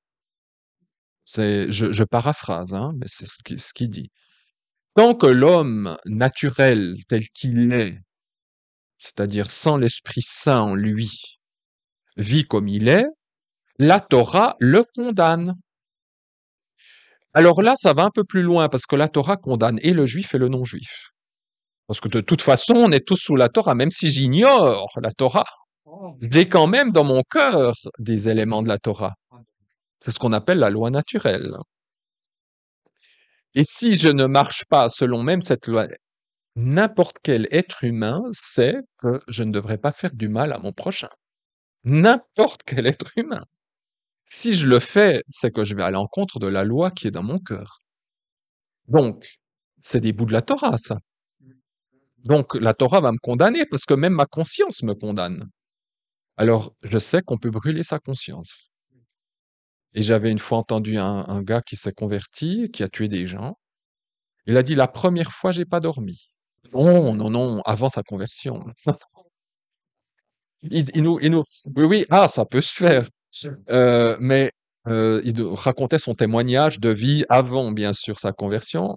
Et il disait, bah, la première fois que j'ai tué quelqu'un, je l'ai très mal vécu. Je n'ai pas dormi, c'était horrible. La deuxième fois, voilà. Et après, c'était comme amener une lettre à la poste. Et c'est ce qu'on appelle brûler la conscience. Donc on a des lois dans notre cœur, mais au bout d'un moment, on peut avoir la conscience brûlée, mais ça ne veut pas dire que la condamnation, elle est enlevée. Hein. Parce que la première fois, on a bien su que c'était pas bien ce qu'on a fait. Hein. Notre conscience, elle nous a reprises. Euh, Tant que l'homme est ce qu'il est, la Torah nous condamne. Tant qu'on est dans cet état-là. Le jour où on meurt, dans le passage, il dit tant qu'une femme est liée à son mari, ben, elle est liée sous le contrat matrimonial, même si elle divorce. Selon la Torah, tu peux pas te remarier hein, quand on est divorcé. Mais si le mari meurt, ben, elle est libre. Eh ben, c'est la même chose pour nous. C'est que tant qu'on vit tel que l'on est, ben, la Torah va nous condamner. Le jour où je meurs, alors on parle pas physiquement, on parle spirituellement. Je meurs dans Jésus. Je suis dans la mort de Jésus. J'accepte de mourir à moi-même. Je deviens libre à l'égard de la Torah. Mais attention, ça, à nouveau, les chrétiens ont mal interprété. Je deviens libre à l'égard de la Torah. Je peux vivre comme je veux. C'est pas dans ce sens-là. C'est que je suis libre de la condamnation de la Torah. Maintenant, je vais me soumettre à l'Esprit de Dieu.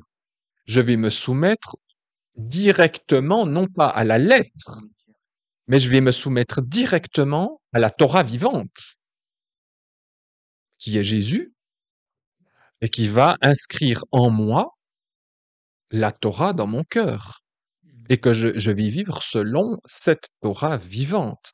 Plus dans, comme il le dit, ça va être en nouveauté d'esprit, et non plus dans l'ancienneté de la lettre écrite. C'est ce qu'il reprend de Corinthiens chapitre 3. L'ancienneté de la lettre écrite où je vais par moi-même faire plus ou moins la volonté de Dieu et tout. Dieu l'a donné pour avant le Messie. Il a dit oui, c'est comme ça avant le Messie. Mais maintenant que le Messie est là, stop. Vous n'avez plus à vous débrouiller par vous-même en suivant la Torah, en disant bon, ben, on va faire comme ça, comme ça. Demandez directement à Dieu de vous envoyer l'Esprit, mais pour ça, vous êtes obligé d'accepter de mourir dans le Messie. Et nous avons dans ce passage-là, au verset 2 et au verset 6, vous pouvez voir dans vos traductions comment c'est rendu, le verbe katargeo, qui généralement est traduit par annuler ou abolir, et puis on dit la loi, la Torah est annulée ou est abolie. Ce qui malheureusement est une traduction pour moi fautive, parce que si moi, en tant que francophone, je lis la Torah est annulée ou abolie, ben, annulée ou abolie, ça veut dire abolir. Abolir, c'est abolir. Le texte, le verbe katargeo veut dire être affranchi, laissé inactif, mais je l'ai mis en gras, moi j'aime bien ça, être suspendu de son ministère. C'est que la Torah de condamnation, son ministère de condamnation est suspendu. Mais ça ne signifie pas que la Torah est abolie, qu'elle n'existe plus. Mais le ministère de condamnation, lui, est suspendu. Alors je vous ai mis en parenthèse tous les passages où on trouve ce verbe par rapport à la Torah. Comme ça, vous pouvez aller lire tous ces passages et voir, traduire en disant que c'est suspendu, mais pas aboli. C'est-à-dire que la Torah n'aura plus de règne sur moi pour me condamner, puisque maintenant je suis dans le Messie, hein. Romains 8, ça suit Romains 7, dit maintenant, dans le Messie, il n'y a plus de condamnation. Ce ministère de la Torah est suspendu, puisque maintenant je suis dans le Messie. Alors moi j'ajoute, loin de mettre au rebut la Torah, elle doit devenir la lecture de chevet de l'homme renouvelé. Parce que maintenant, en la lisant et en l'étudiant, c'est qu'on va découvrir tous les mystères cachés du Messie. Mais pour ça, on est obligé d'avoir des guides, hein. Je dis, on peut trouver des choses nous-mêmes, hein. Des guides, je dis des gens qui étudient et puis qui peuvent vous amener aller plus loin. Alors, le petit point B, on peut déjà débuter. C'est pratiquement, comment les commandements de la Torah sont affectés par ce changement de régime. Et en fait, on arrive quasiment, la boucle est bouclée. Parce que j'ai commencé le cours en disant, voilà les mishpatim, voilà les edut, voilà les rokim. Et maintenant, nous allons revoir les mishpatim, les edut et les rokim. Comment ils ont été affectés? C'est quoi le changement? Donc encore une fois, ils sont pas abolis. Ils demeurent. Mishpatim, edut, rokim demeurent. Mais maintenant, comment le rapport, celui qui est dans le Messie, le rapport qu'il a maintenant avec chacune de ces catégories? Pour la première catégorie, les mishpatim, c'est-à-dire les lois de sainteté, éthico-sociales, alors on peut dire, ah ben non, ça n'a pas changé. Alors je vais vous dire, elles sont devenues plus redoutables encore. C'est comme tu disais. Parce que tant qu'ils étaient sous le pédagogue, qu'on était avant que le Messie n'arrive, eh bien, on avait ne pas tuer, ne pas voler, etc. Bah, pas tuer, j'ai jamais planté un couteau dans quelqu'un, j'ai jamais volé, j'ai jamais rien pris à quelqu'un. Voilà, ça c'est bon, je les ai appliqués. Bien. Le Messie vient, vous avez le sermon sur la montagne, et glups, vous dire, c'est ça la loi nouvelle. Ah oui, ah oui. Ah oui, oui, ah ben oui, oui, on préfère peut-être retourner en arrière, c'est plus sympa, c'est un peu plus simple. Non, ils deviennent plus profondes et plus redoutables. Je vous ai mis serment sur la montagne. Mais pour pouvoir les appliquer, vous êtes obligé d'avoir l'Esprit Saint. À tel point que Jésus dit, il faudra aimer ton ennemi. Il faudra prier pour lui. Dites ça à un juif. C'est c'est inconcevable. C'est inconcevable. Et même un païen. Hein, et même pour des chrétiens, c'est inconcevable. Donc, comment il est arrivé? Par nous-mêmes, impossible. C'est uniquement par l'Esprit qui agit en nous. Je vous ai mis Galates 5, 22, 23. C'est par le fruit de l'Esprit qu'on y arrive. Sans ça, on oublie. Donc, les mishpatim deviennent plus dangereux, j'ai envie de dire, dans la nouvelle alliance que dans la première alliance. Il y a plus de, j'ai envie de dire, de largesse de la part de Dieu dans l'ancienne alliance sur ce sujet que dans la nouvelle alliance. Et c'est là qu'on comprend. Alors ça, les Juifs le disent déjà, et c'est là qu'on comprend aussi les ordres qu'on trouve dans le Décalogue, qui sont bien traduits en général. C'est tu ne tueras pas, tu ne commettras pas. C'est pas tu ne dois pas tuer, ne tue pas, ne commets pas d'adultère. C'est pas comme ça que c'est formulé en hébreu, parce qu'on peut aussi le formuler comme ça en hébreu. C'est une formulation future. Tu ne tueras pas. Tu ne commettras pas l'adultère. Alors attention, ça ne veut pas dire oh ben je peux le faire maintenant, c'est pour le futur. Non, ça signifie que c'est quelque chose qui viendra peu à peu. Alors tu ne tueras pas, évidemment, si moi j'ai jamais planté un couteau dans quelqu'un, ben ça n'a pas de sens.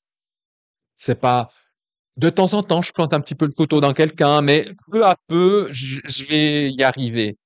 Non, c'est dans le cœur, c'est justement tuer, c'est dire des paroles mauvaises, c'est d'avoir des pensées mauvaises, c'est de rabaisser l'autre. Et ça, c'est quelque chose qui fait partie de la nature humaine. Tu ne tueras pas, ça veut dire que peu à peu, l'Esprit Saint en toi va te transformer à tel point qu'un jour, c'est fini. Alors, je vais pas nous désespérer, mais quand on dit qu'un jour c'est fini, c'est le jour de la résurrection. Voilà, hein, on va pas s'illusionner sur nous-mêmes. Mais je vis déjà aujourd'hui ce changement de ne plus tuer. Tu ne commettras plus l'adultère. Tu ne, voilà, tous ces commandements. Moi, je dis que l'homme messianisé, hein, l'homme ouin messianisé, sera en mesure de devenir peu à peu une créature nouvelle. Paul le dit, c'est peu à peu, toutes choses deviennent nouvelles. Il y a une progression dans la sainteté, la puissance. Donc voilà, idolâtrie, meurtre, adultère, mensonge, tout ça. On va pas demander à quelqu'un qui se convertit d'être clean, voilà, clean du jour au lendemain. Tu, encore aujourd'hui, on doit peut-être te dire, qu'est-ce que tu as dit là? Dans le Seigneur, on n'a plus le droit de parler comme ça. Ah, pardon, Seigneur, ouais.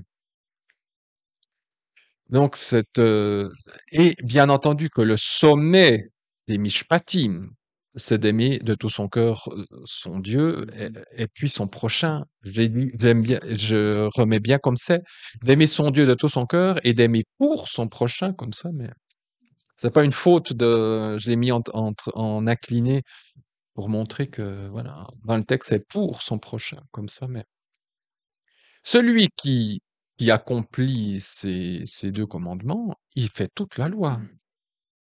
Il accomplit toute la Torah. Pour les Edoutes, les lois de témoignage, qui sont notamment la grosse partie, c'est tout ce qui est fait, eh bien, en réalité, nous savons que toutes ces fêtes, elles prennent leur sens, leur réalité dans ce que Jésus a fait. Faire la Pâque pour faire la Pâque, c'est bien sympathique. On peut faire un sidour avec des Juifs et puis se rappeler. En plus, nous sommes sortis du pays d'Égypte, etc. Moi, je vois pas qu'est-ce que je fais là-dedans. Moi, je suis pas sorti du pays d'Égypte. Eux, ils descendent des Israélites. Moi, écoutez, moi, j'étais peut-être du côté plus de Pharaon. Je sais pas, je suis ou j'ai fait partie de ces Égyptiens qui sont sortis avec vous. Oui, là, je peux trouver, je me suis mêlé avec vous, et puis en plus, j'ai pas toujours fait des bonnes choses avec vous. Bon, donc oui, c'est intéressant. Mais la Pâque, on sait bibliquement dans le Nouveau Testament bah, que c'est la mort et résurrection de Jésus. La Pâque, elle doit être lue et comprise sous cet angle-là. La Pentecôte, on sait que c'est la venue de l'Esprit Saint. Donc la Pentecôte, elle doit être comprise et traduite sous cet angle-là. Yom Kippour n'a pas encore eu lieu, mais Yom Kippour aura lieu quand Jésus revient. Yom Kippour, c'est le jour du grand pardon. Il a eu lieu il n'y a pas très longtemps. C'est le jour du grand pardon. Et Yom Kippour, alors, c'est le jour du grand pardon. Alors, attention. C'est le jour du grand pardon, mais c'est aussi le jour du grand jugement. C'est les deux. Et quand Jésus revient, dans Hébreu, il est dit, le second retour de Jésus n'a plus rien à voir avec le péché. Yom Kippour, quelque part, n'a plus rien à faire avec le péché, le jour de Yom Kippour. Parce que le jour de Yom Kippour, le, le statut de chacun au niveau spirituel, il est décidé. On ne peut plus rien changer. C'est les 10 jours avant qu'il faut s'examiner. 10 jours avant Yom Kippour, c'est les jours du redoutable, comme on dit. C'est 10 jours où on se met devant Dieu, où on implore, on dit Seigneur, montre-moi si je dois encore aller voir quelqu'un, demander pardon. Si Et surtout, Yom Kippour, ce qui est intéressant, c'est que c'est pas demander pardon si j'ai fait quelque chose à Dieu. Ça, c'est toujours réglé. C'est si j'ai fait quelque chose à mon prochain. Je dois tout régler si j'ai fait des choses avec mon prochain. Parce que si j'ai pas réglé les erreurs ou les fautes que j'ai commises avec mon prochain, eh ben, Dieu pourra pas me pardonner. C'est ce que vous avez dans le Sermon sur la montagne. Jésus, il dit, si tu n'as pas pardonné, tu n'as pas réglé avec ton prochain, Dieu pourra pas te pardonner. Avec Dieu, c'est toujours réglé. Il n'y a aucun souci, hein. Avec lui, il n'y a pas de problème. Vous n'allez pas lui faire quelque chose à Dieu, hein. Dieu, qu'est-ce que ça peut lui faire? Il n'est pas fait en sucre. Voilà, pour lui. Par contre, les rapports sociaux, c'est primordial. Il y a pas de C'est pour ça qu'il faut pas s'illusionner quand j'entends certaines personnes me dire, «Ah, avec Dieu, j'ai une bonne relation, c'est super et tout», puis plein d'ennuis avec plein de personnes qu'elle a voilà. Je fais que j'ai ça sonne bizarre. Tu ne peux pas dire, j'aime Dieu, alors que tu n'aimes pas ton prochain que tu vois. Tu aimes Dieu que tu ne vois pas, mais tu n'aimes pas ton prochain que tu vois. C'est pas possible. Non, c'est pas possible. Alors, je sais que ça a sonné, mais je finis quand même avec les doutes. C'est que tout ce qui est, même l'arche de l'Alliance, c'est un témoignage. Mais l'arche en soi, bon, même si elle n'existe plus, que ça peut faire. Le Millennium, ça dit, ça vous montre même pas la tête. Hein, c'était des planches de bois avec de l'or dessus. Écoutez, à l'époque, ça avait son rôle, mais maintenant, écoutez, c'est du matériel. Qu'est-ce qu'il y a derrière? Qu'est-ce que ça représente? Alors tout cela, ça prend corps, ça prend vie dans le Messie. Alors je dis bien entendu, il sera toujours profitable aux pagano-chrétiens d'étudier toutes ces faits. Il faut les étudier, il faut les creuser, il faut voir dans le texte qu'est-ce que ça signifie. Et si on peut participer aux célébrations bibliques avec des juifs, ou mieux encore, des juifs messianiques, mais ne vous privez pas. Moi, je vais pas vous dire, vous osez pas, gna gna gna. Non, allez-y, moi, je l'ai fait. À chaque fois, j'ai été, je le ferai volontiers. Mais je ne vais pas commencer de dire, si vous ne le faites pas, vous ne faites pas la volonté de Dieu. Vous êtes à côté, vous êtes des païens. Si non, ça, c'est exclu. C'est exclu. Il y a pas d'ordre à donner à ce sujet-là. Ce qu'on doit comprendre, c'est de vivre ces fêtes par rapport à ce que Jésus a fait. C'est quoi la Pentecôte? Moi, le jour où j'ai compris que la fête de la Pentecôte chez les Juifs, c'était les 50 jours après leur sortie du désert, qui reçoivent la Torah, je dis, ah, mais la Pentecôte, dans, ben, c'est la Torah gravée dans les cœurs. Et puis vous avez dans la chambre haute, il y a du feu, ça tremble. Eh ben, c'est ce que vous lisez dans Exode 17, 18, 19, 20, avec la montagne en feu, tous ces trucs. Je dis, ah, c'est ça le parallèle. Mais tant que moi c'est uniquement quand les Juifs m'ont expliqué ce que c'était la Pentecôte, que j'ai compris ce que c'était la Pentecôte. Vous demandez à un pentecôtiste, ah bah c'est la venue du Saint-Esprit à la chambre haute, et puis on parle en langue. Puis c'est ça la Pentecôte, c'est parler en langue. Et puis, ça sert à quoi de parler en langue? Ah ben, il faut parler en langue, c'est super, parce que c'est la Pentecôte. Et, et puis les Juifs vous disent, ah mais ils parlaient en langue. Quand ils ont reçu la Torah, les Juifs, Dieu parlait en langue. Il parlait toutes les langues de tous les peuples à ce moment-là. Ah, ça veut dire, ça veut dire que quoi? Ben, ça veut dire que Dieu s'est adressé à les peuples au moment de la distribution de la Torah au peuple hébreu. Les Juifs disent, les 70 nations étaient convoquées, conviées à cette révélation de la Torah, mais ils n'ont pas voulu prendre la peine de venir. Donc voilà, mais Dieu a quand même parlé dans les 71 langues. Évidemment, c'est symbolique. 71 parce qu'il y a encore les Hébreux qui sont là. Il a parlé dans toutes les langues de tous les peuples pour qu'ils puissent recevoir la Torah. Le seul peuple qui est venu, ben, c'est le peuple hébreu.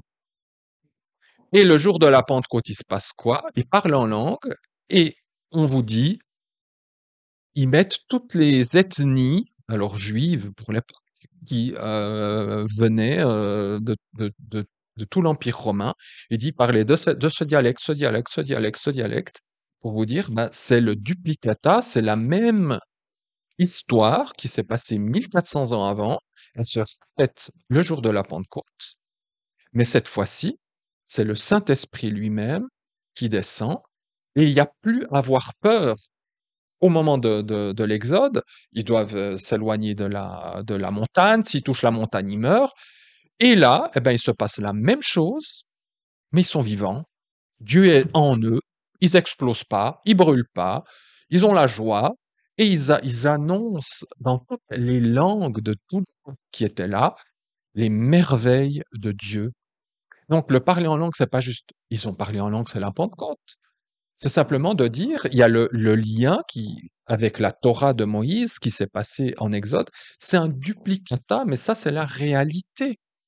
C'est ça que Dieu voulait annoncer dans ces fêtes-là, de la Pentecôte. Après, il y a 36 000 autres choses dans la Pentecôte, où il y a la moisson, il faut, bien sûr que tout ça, ça a des liens spirituels. Yom Kippour, pareil, voilà. Donc, on peut fêter ou étudier toutes ces fêtes-là avec eux parce que ça va nous apporter un éclairage substantiel, hein, je le mets, mais nous n'avons pas à suivre les traditions juives, je l'ajoute aussi là, de toutes ces fêtes. euh, Vous avez une quantité de choses qui sont justes, parce que Jésus les a aussi faites, hein, donc voilà, mais qui sont des rajouts rabbiniques. Le Shabbat, hein, je vous ai dit 1500 règles de plus à ajouter pour au moins garder le Shabbat. Pâques. Comment ça se fêtait à l'époque de Moïse, Pâques? On prenait, il y avait de l'agneau, quelques herbes amères, on mangeait et tout, mais il y avait pas toute une liturgie, et puis le papa qui répond, les enfants qui répondent. Ça se fêtait tout simplement, hein. Il y avait pas tout plein de liturgie. Tout ça, ça a été rajouté par le rabbinisme. Donc c'est pour ça que quand on dit: «Il faut fêter les fêtes juives, machin, machin», énormément de choses, ça leur appartient. Il y a que eux qui comprennent ce qu'ils font. Donc si on veut les faire, on les fait avec eux. Je vous dis, par exemple, les Juifs karaïtes, c'est un mouvement, très minoritaire, hein, dans le judaïsme, enfin, judaïsme. Ils font pas partie du judaïsme en soi, puisque ce sont des juifs qui, un peu comme des protestants, qui ont dit, nous, on veut faire que ce que la Bible dit par rapport aux catholiques, hein. On dit, ah, toutes les traditions catholiques, tout ça, on enlève, on fait ce que la Bible dit. Bien, il y a les karaïtes, karaïte qui veut dire que écrit, hein, ils font uniquement ce qui est écrit dans la Torah. Donc, ils vont pas, ben, aujourd'hui, la fête, c'est la fête fin de Sukkot, hein, avec Simchat Torah. Vous avez tous les tiges, les machins. Ah ben, eux, ben, ils vont faire juste ce que la Torah dit. Ils vont pas commencer de dire, il y a si, l'étrog, le machin, enfin, le citron, tout ça. Eux, ils vont faire que ce que la Torah dit. Pas, qu'ils font pas toute la liturgie. Ils font uniquement le minimum toraïque. Et donc, ils sont pas rabbiniques. Ils ont pas du tout les traditions. Ils ont rejeté tout ça. Donc, ils sont considérés comme hérétiques, hein, puisque ils sont pas sous le rabbinisme. Mais c'est juste intéressant pour dire que même dans le judaïsme, ben voilà, enfin, judaïsme, à l'extérieur du judaïsme, il y a des juifs qui disent non, nous on fait que ce que la Torah dit. On veut pas tous ces trucs rabbiniques qui ont été rajoutés dedans. Alors voilà, ça serait peut-être aussi intéressant de. Ils ont une certaine liturgie, hein, aussi, mais voilà. Donc, et ce que je mets aussi, par exemple, pour les fêtes, il semble, quand on lit Zacharie et les prophètes, même dans le millénium, il semble que la seule fête que les goïms devront pratiquer, c'est Sukkot. Parce que la fête de Sukkot, que nous ne faisons pas du tout, on fait Pâques, on fait Pentecôte, on fait Noël, on invente même des petites histoires, tout ça. Selon la Torah, la seule fête où les païens sont conviés, c'est Sukkot. La fête des tentes, parce que il y a 70 sacrifices de bœuf. 70, c'est les nations. Et les 70 sacrifices de bœuf sont faits pour toutes les nations. Pour dire, hein? Oui, c'est mignon, alors. Voilà. Et chose curieuse, mais moi qui ne m'étonne pas du tout, le christianisme, la seule fête que nous, païens, on devrait examiner, fêter, Sukkot, ben c'est la seule qu'on n'a pas faite. Parce qu'on n'y comprend rien du tout. On ne sait pas ce que c'est que ce Sukkot. Voilà. Alors, voilà. Donc, et parce que dans le Nouveau Testament, on n'en parle pas énormément, puisque c'est la dernière fête qui doit être vécue. C'est Apocalypse 21, où il est dit que Dieu va tabernacler sur son peuple pour l'éternité. C'est la fête de Sukkot, c'est Dieu qui vient mettre sa tente sur nous, avec lui. Donc, cette fête-là, qui pour nous est obscure quand on lit la Torah, on dit que c'est que tous ces bœufs qu'il faut sacrifier, enfin voilà. Euh, c'est la seule fête où les païens sont conviés, et puis c'est jusqu'à aujourd'hui que c'est celle dans le christianisme qu'on ne fête jamais. Maintenant, on commence, puisqu'on on creuse dans la Bible. Ou alors, quand en Israël ils la font, vous avez toutes les nations qui viennent, chaque nation a un drapeau, et puis ils font la fête de Sukkot. Et tout. Alors les Juifs sont ravis, parce qu'ils disent, ah, ah, enfin, ils ouvrent un peu les yeux que cette fête, ça leur appartient. Et dans le millénium, qu'est-ce que je vois? Eh bien, il est dit dans Zacharie que si l'Égypte sont des païens, hein, les Égyptiens, c'est pas des Hébreux, et que les nations ne montent pas à Jérusalem pour fêter la fête de Sukkot, il va pas y avoir de pluie dans leur pays pour l'année qui suit. Donc, ça sous-entend qu'il y aura, même que les païens, en fait, ils n'ont aucune fête à respecter. Donc, voilà, ça nous est jamais demandé de tout faire comme eux ils font, hein. Et on verra la fois prochaine que la Torah, elle fait bien une différence entre l'hébreu et le païen, euh, pour d'autres choses, surtout pour ce qui suit, c'est-à-dire les Roukim. Alors là, je dis juste ça pour finir. Alors oui, c'est la foire. Là. Alors les Roukim, c'est la foire. Et c'est là que se concentre la majeure partie du problème, encore de nouveau aujourd'hui. Et on verra la fois prochaine qu'en fait, les Roukim, ça appartient aux Juifs. Laissons-leur les Roukim et ne nous en mêlons pas, parce que quand on commence de mettre les doigts là-dedans, alors nous, alors, on n'en finit plus. Alors là, c'est le rouleau compresseur. Vous avez le petit doigt, il y a tout qui passe. Voilà. Mais ça, on verra, on verra la fois prochaine. Merci beaucoup, Yann. C'était sinon, sincèrement, on entre vraiment dans les détails des fins. Je sens que la semaine prochaine, on va finir d'exploser la tête, n'est-ce pas? C'était énorme. Merci à tout le monde qui nous a suivis jusqu'à présent sur Twitch. Avant de vous quitter, on va prier en avance.